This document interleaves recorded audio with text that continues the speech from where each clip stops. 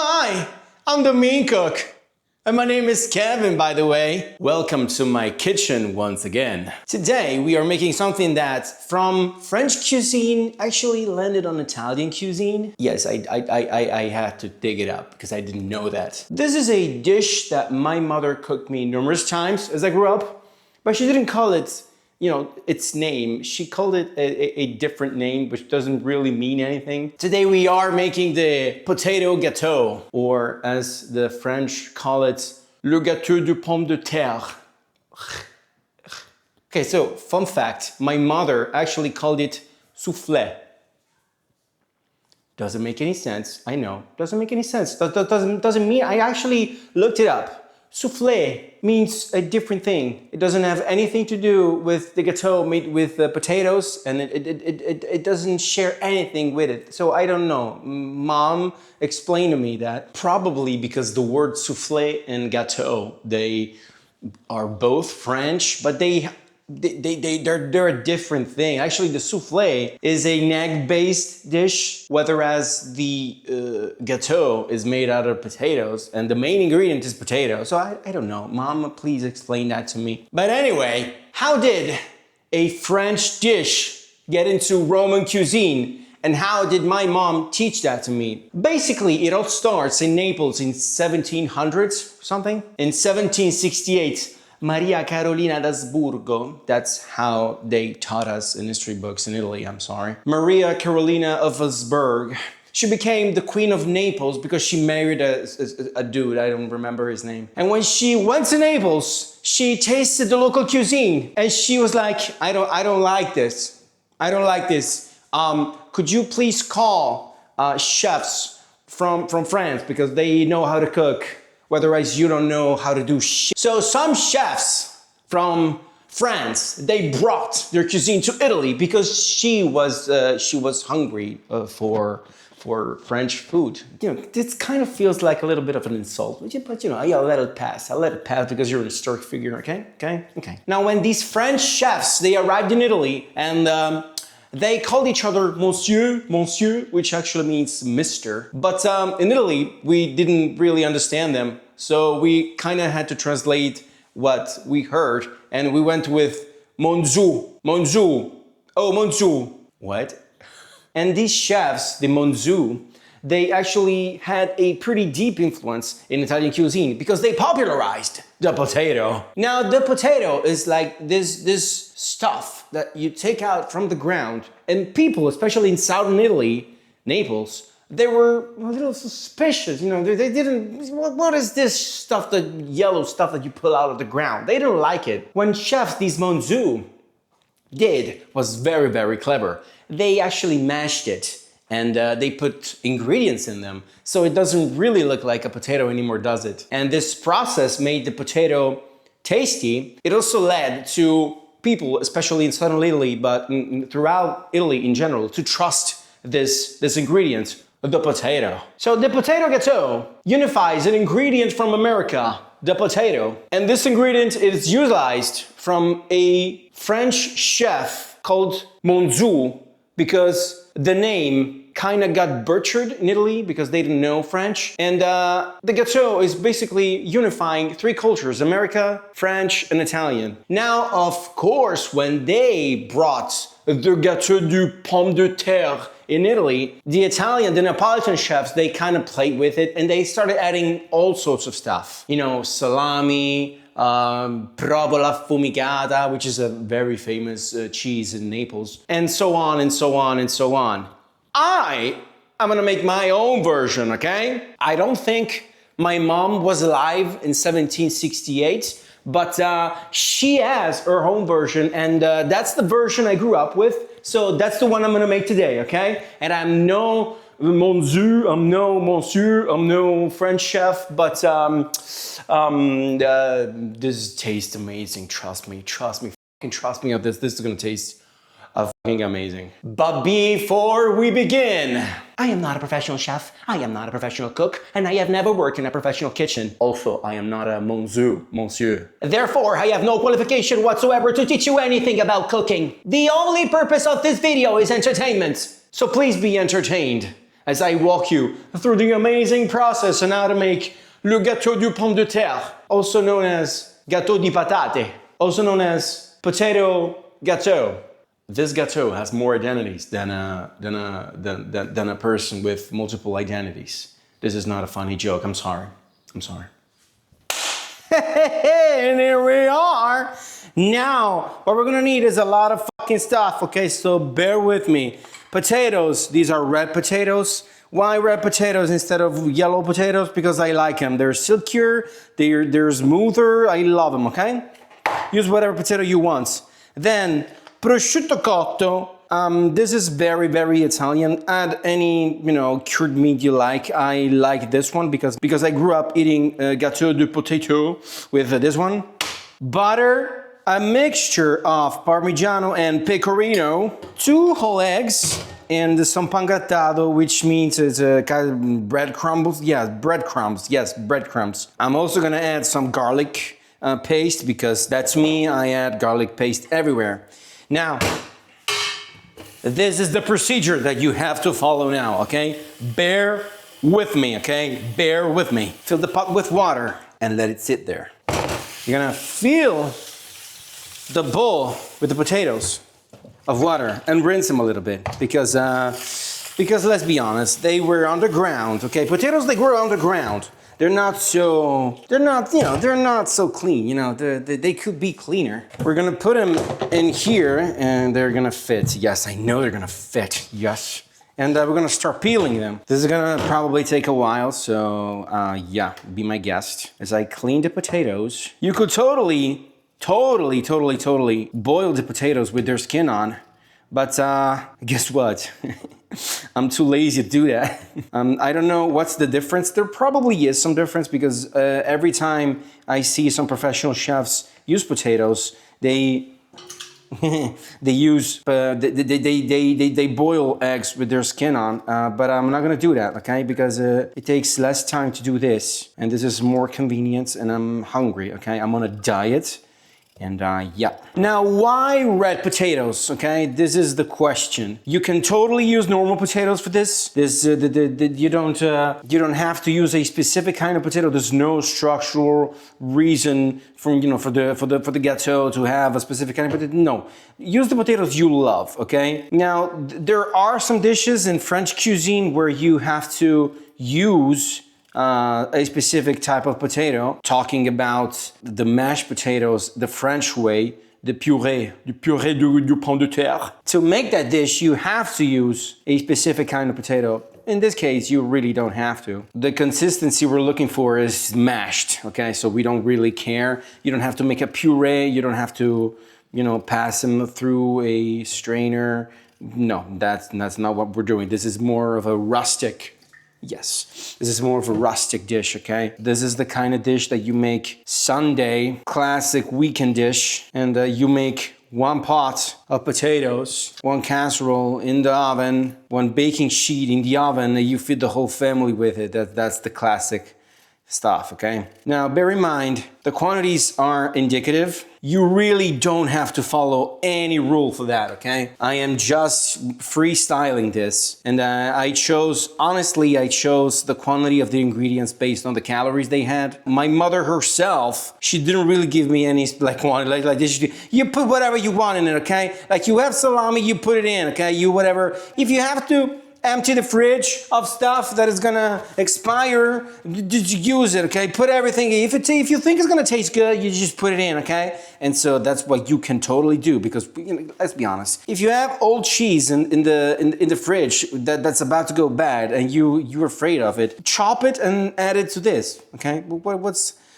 How is it gonna taste? It's like potatoes in cheese. Is that how bad can it be? It's gonna be a fantastic, amazing, and wonderful. What are you gonna? You're still thinking about it? You just come on, dude, come on, put it in. I have to admit, I am not the best potato peeler of my universe. I will give you that. I will totally give you that. I will also say that I'm pretty fast. Okay. So there's 2 ways you can do something, good or fast. I am choosing fast because I am hungry, okay? And this has to boil and then baked, and I'm hungry. This is the life of a dude who's trying to cut and has already lost a bunch of weight, but he has to keep going. But at the same time, he's trying to make some YouTube videos. And these videos are actually a good excuse to me to cook something other than, you know, the usual boring stuff. Okay. Now, okay, so we'll put it here so you can see it better. Don't leave the potatoes whole. These are not very big, but what I will do is I will chop them so that the heat can go through them much faster. And I'm splashing water everywhere. Wow, this is fantastic Italian cuisine for you right there. Okay, these were small. Now they're even smaller. So the heat can go through them in a much quicker way, okay? Is there anything whole in there? There's no whole potatoes. Okay, fantastic, amazing. Oh, wonderful. Turn it on. And as always, clean the mess you have just made. Oh, put a lid on it, of course. You put a lid on it, the heat gets trapped inside. So you save energy and you cook stuff faster. Also, this is too much water. Wait a second.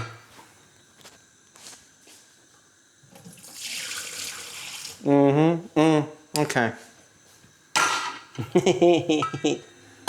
And covered. This is a golden rule when you're boiling stuff in general. Don't put too much water and cover it. Because when you do this, you prevent the energy from going to waste.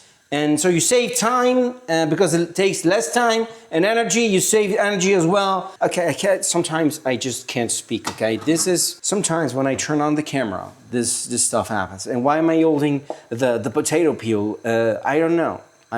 This is, welcome to my channel. Yes, fantastic. Now, while you are tidying up and you remember that you forgot to put the salt into the potato water, you finish tidying up and you put the salt in it, okay? Just 1 second. Oh my God. Okay. Shut up. Yeah, let's do this. Okay, fantastic. Is it enough? Yeah, I'm gonna add it later, whatever. And you grab one of these and you just move it around. Oh yeah. Now you just wait for them to boil and to you just wait for the heat to penetrate the potato. And once they're cooked, we're gonna take them out and we're gonna mash them, add the ingredients, and then we're gonna bake it because that's how we do it. Now in the meantime, what we'll do is I will try and chop this. But I don't have any scissors. Wait, I will get better scissors. There you go, I have better scissors. Now this dish, as I chop the prosciutto, oh my God, I hate this word as well. Prosciutto, what the fuck is, what the hell is prosciutto? It already tastes bad, oh my God, prosciutto. As I chop the prosciutto cotto, prosciutto cotto, okay? Prosciutto cotto. As I chop the prosciutto cotto, I feel like I need to reflect on the fact that this dish originated in France. Then it was brought in Italy from a queen of Naples. And then it was revisited from Neapolitan chefs. And then my mother, I don't know where the fuck she got it from, but she cooked it to me as I grew up, when I was a child, and now I am making it. So you see, what kind of, this is the multiverse to me, okay? This is multiverse stuff, okay? Multiverse level stuff, okay? Okay, almost there. Actually, oh wow, yeah, fantastic. Amazing, wonderful. Prosciutto cotto tastes amazing. My girlfriend doesn't like prosciutto cotto. Ma che cazzo fai? Ma com'è possibile? Ma sei scema? Boh, vabbè, io veramente. I will try and throw some Italian words here and there, just so you can learn. But, if you don't understand something, just leave a comment where you tell me, hey, what the hell were you talking about in that specific moment? And I will kindly respond to you, okay? Hey, you're boiling. Yeah, you better boil. You better boil, otherwise I'm gonna make you boil. I love potatoes when they're boiling, very hot, very hot. And how do you test when a potato is cooked? Well, you just stab it, and if it does, oh, okay, not cooked yet because it doesn't really fall off the knife by itself. When it falls off the knife by itself, it's ready. See why I picked a knife with a pointy edge, pointy end, whatever, so I can do this. You should trust me a little bit more, okay? Keep them boiling. Now, you can also decrease the power under the pot. Whew, very hot. Ooh. You can also decrease the power, the fire under the pot, because you don't have to vigorously make the water boil. You're gonna cook the potatoes anyway. You know, in the Italian language, the term, the word, the noun potato, like this, directly refers to the female reproductive organ. Yes, I know, right? It doesn't make any sense. That's the Italian language for you. Yes, you are very welcome. Please enjoy this. Oh yeah, look at them potatoes being boiled alive. Now this is the main ingredient, okay?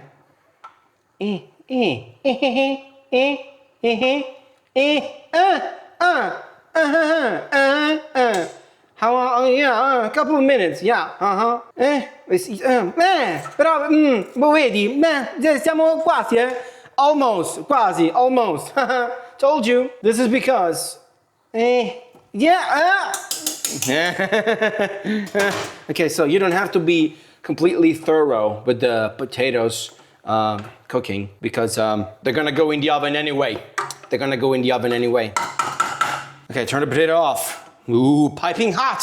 I love it. Now, what we're gonna do is rinse them. Oh yeah, baby. Oh Nelly. And we're gonna cool the pot off because we're gonna use the pot as our mixing device. Oh yeah, baby, you are not cool. Kinda cool. Okay, dry it. Ow, the handles are pretty hot, yet. Me and English lately haven't, we don't really have a nice relationship. Okay, so put the potatoes back in. Okay, so what we're gonna do now is grab our fantastic, amazing, wonderful potato masher and use this one. Okay, so the potatoes are not cooked enough, so you're just gonna give them a little help. Now, if you're having trouble mashing your potatoes, that means that they are not cooked enough. Oh my God. Okay.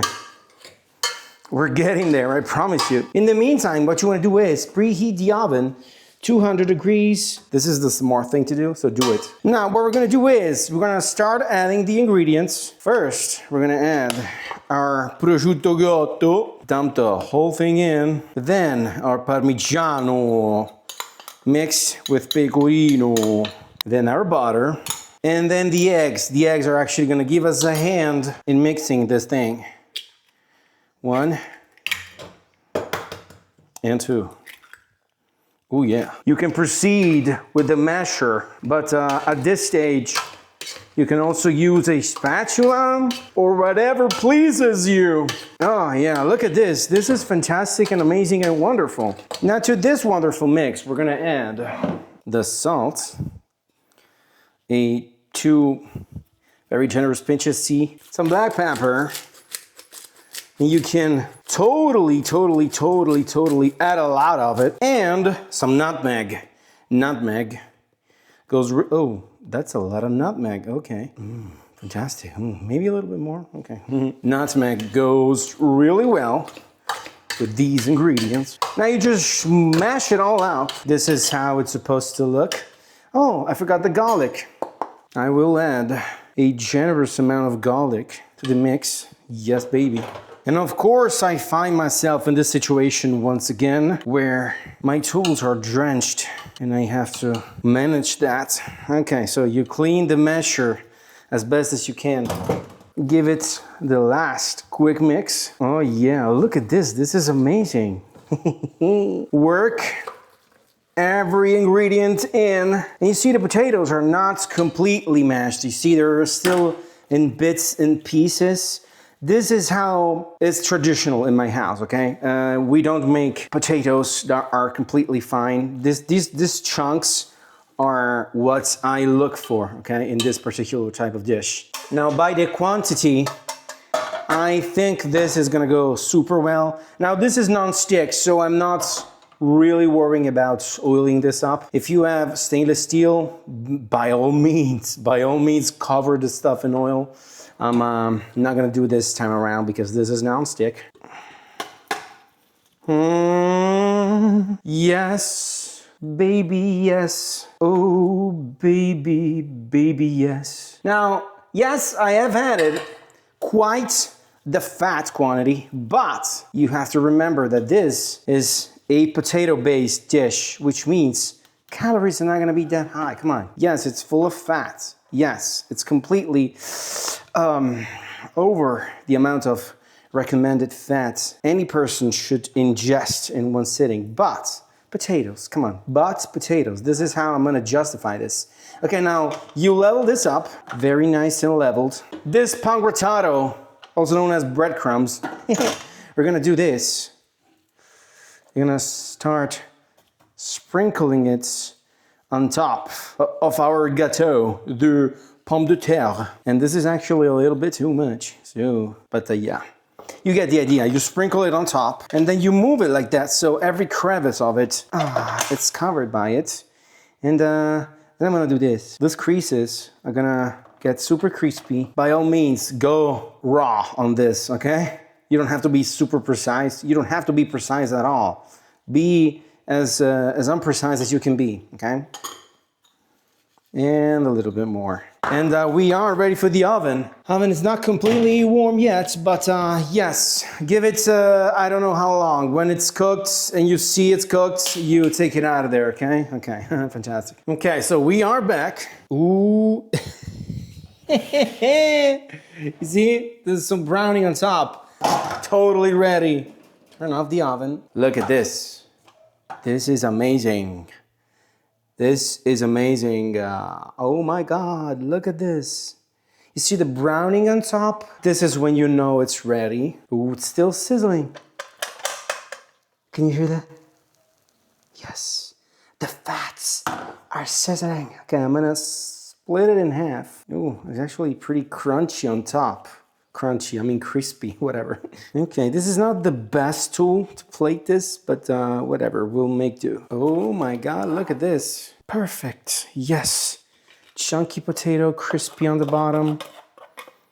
Oh yeah. It's completely destroyed, yes, but this is normal Italian routine cuisine, okay? So what did you expect? Something perfect?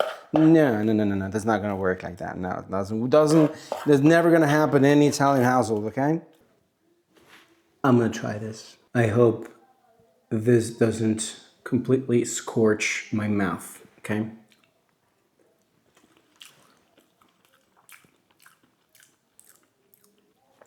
Ooh. Probably a little different from my mother's version. But maybe for the better, who knows? Mom, don't kill me. Crispy on top, very rich, salty, nutty. The fat has rendered. It's amazing. It's just, you have to make it, okay? You have to try it. The potatoes are chunky enough. I can taste the garlic, the butter. It's so rich, but it's chunky at the same time. It's not creamy. Okay, we have done it again. I'm sorry.